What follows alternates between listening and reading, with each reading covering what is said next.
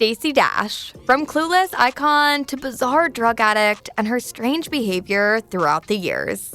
Most recognized for being the gorgeous better half of one of America's favorite BFF duos, and cultural icon Stacey Dash first became prominent when she graced the big screen in 1995 American teen comedic film Clueless, alongside her on-screen wealthy bestie, Alicia Silverstone.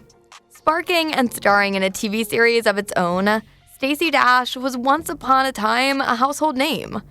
But nowadays, she seems to be a household name for all the wrong reasons.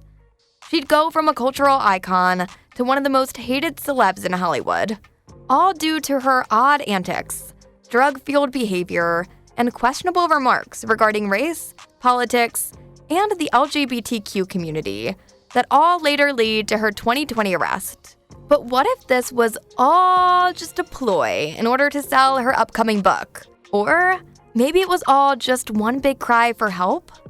Our favorite controversial Bronx native and Black when convenient, Pretty Nuisance is back and fighting for not only her spot in Hollywood, but for y'all's forgiveness. It's no doubt that Miss Stacey Dash has caused quite the controversy over the last couple of years, and had us shaking our heads trying to figure out where it all went wrong. How did Cher Horowitz's equally stylish partner in crime end up in such an unstable condition? Appearing in her first major television role in the NBC crime drama series Farewell for the People in 1982. Although the series never made it past the pilot episode, Stacey kept persevering and got another shot at mainstream stardom when she'd appear on an episode of The Cosby Show. Impressed by her acting ability and overall Aquarius charm, she'd go on to appear in numerous commercials and other side projects before getting her big break in the Richard Pryor film, Moving. It wasn't until the mid-90s came around when a then 28-year-old Stacey had put her good genes to the test, when she starred along Alicia Silverstone in the cult classic film, Clueless. Playing the role of teenage Dionne Davenport, the pretty, wealthy, and assertive gal pal to Alicia's main character, Cher, had boosted Stacey's acting endeavors to insane new heights.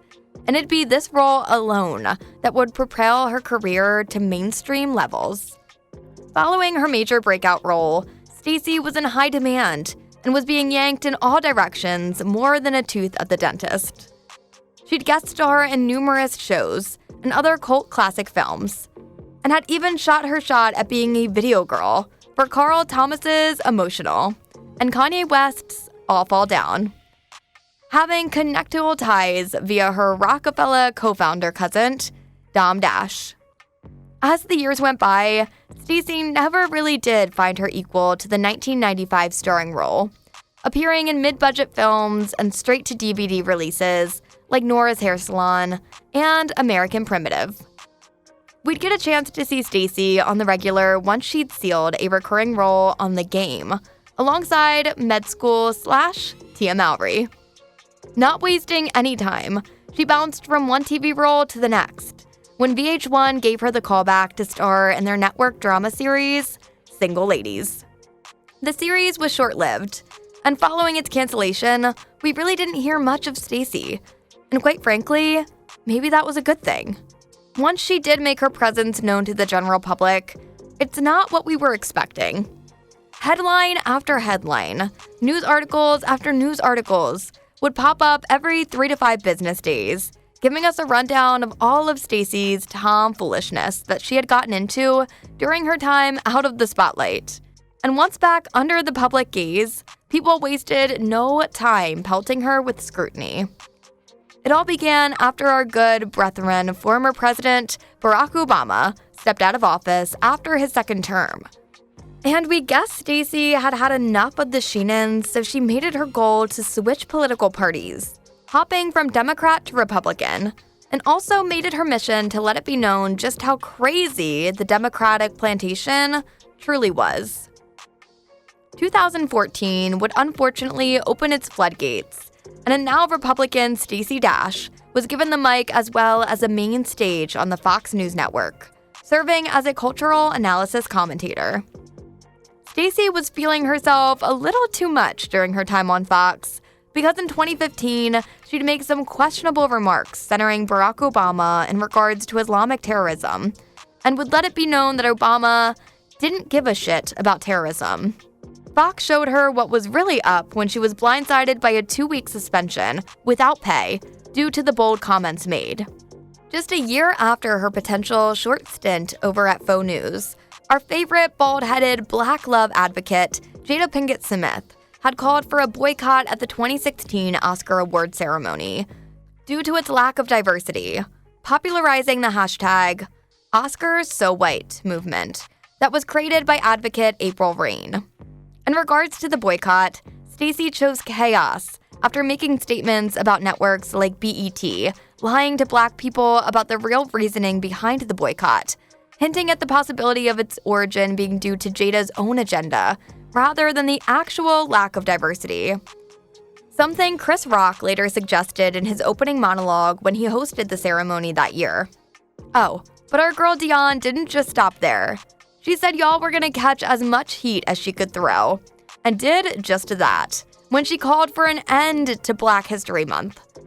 According to Stacey, we have to choose whether or not we truly want to be segregated or integrated. And if we don't want segregation, then networks like BET, the BET Awards, and the NAACP Awards must all kick rocks with no shoes on. Because if it were the other way around, then we as in Black Americans, would be up in arms. In short, from Stacey's perspective, it'll all be a double standard. Not only did she call for a ban of Black entertainment and award shows, she basically called for the end of the term Black altogether, taking notes out of the Raven-Symoné history book, preferring to be recognized as solely American. What would happen next was a long list of unfortunate events that literally nobody asked for or saw coming. At that year's Oscars, Chris Rock satirically introduced Stacey Dash to the audience, titling her as the new director of their Minority Reach program. And soon after, Stacey appeared on the stage to express how proud she was of her people, before exclaiming, "Happy Black History Month."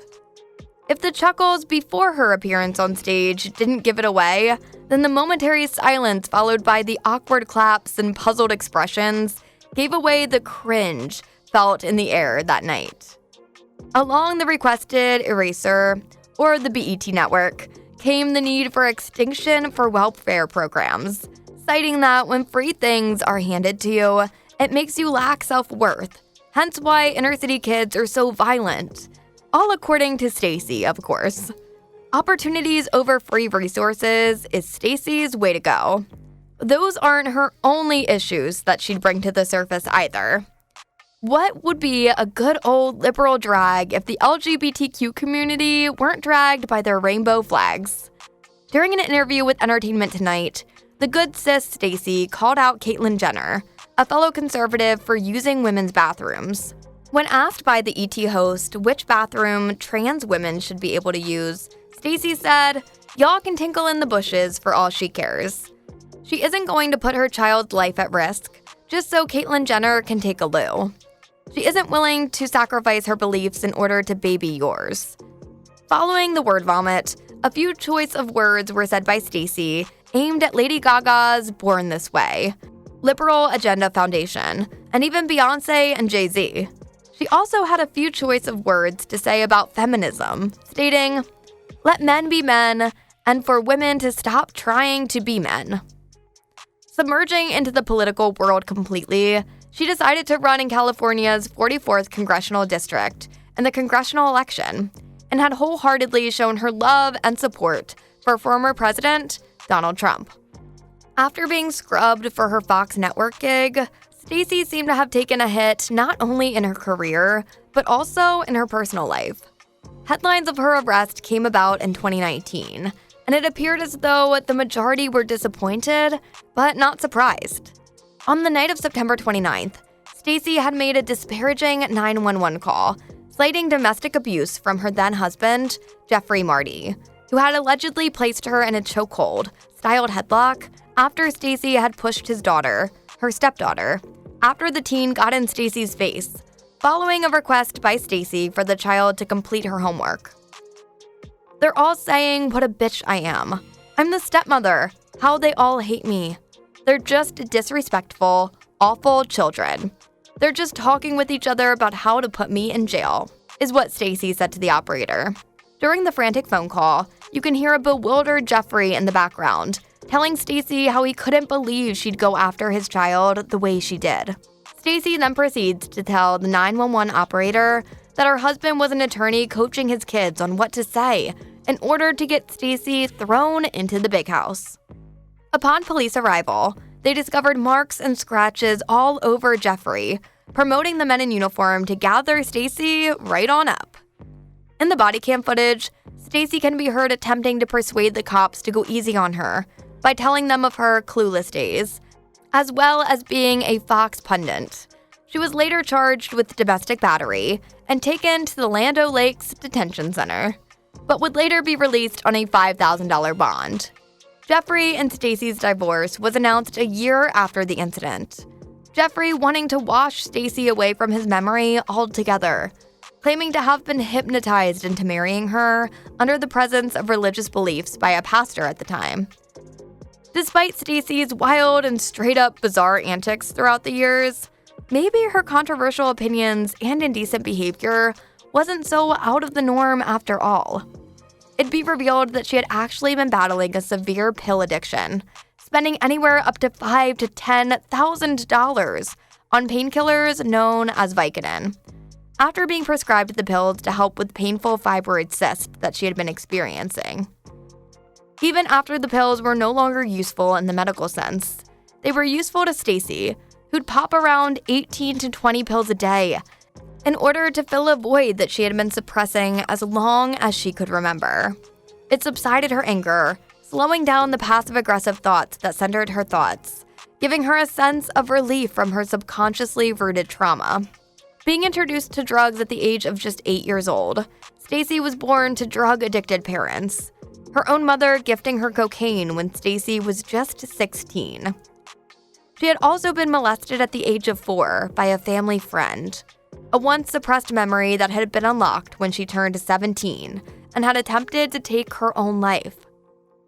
Anger was an emotion that devoured Stacey's life, submitting to the feeling altogether around the age of 10, the year her mother left her heroin-addicted father. It'd be from this point on that Stacey no longer could dance with feelings of happiness, and only felt the emotion when she was acting. The awareness of a drug addiction washed over Stacey soon after she had been rushed to the hospital with symptoms of a kidney infection, resulting in a full blood transfusion that'd linger her stay for 3 weeks. An intervention was soon held at her home, and rehab soon entered her life. As of today, she's been completely sober since 2016. Her experience with drugs and childhood trauma, without a doubt, could possibly be a major contributing factor to her many woes throughout her life. But another suspecting culprit could also play a part in all of those past incidents. A book based on Stacey's life. There Goes My Social Life. From Clueless to Conservative. Whichever you believe, it appears as though Stacey believes that she should have another chance at being one of your faves. After years of outlandish buffoonery, Stacey backtracked on almost everything that had gotten her canceled from liberal media and melanin-efficient America. She no longer supports Trump whatsoever, even saying how she'd give our current president a chance, and stated how all those wild race comments she had said in the past came from a place of pure arrogance and anger, since that's exactly what she had felt at the time. As of recently, Stacey has been given back her black card and will appear on BET's new reality show, College Hill Celebrity Edition. The show, starring other reality TV veterans like Nene Leakes, Ray J, and Lamar Odom, will focus on navigating HBCU life through the eyes of celebrities. Stacey is also set to premiere her new interior design show sometime this year. Whether you think she went from Clueless to Conservative, or an all-around clueless conservative is up for debate. But love or hate her, Miss Dash is currently booked and busy, and ready to re-enter our lives via film and television once again. And who knows, if she keeps going down this current route, we all might just get a Clueless spinoff. That is, if y'all still want it. Is it about time we forgive Stacey Dash? Let us know your thoughts and opinions down below in the comments. And stay tuned for more true celebrity stories.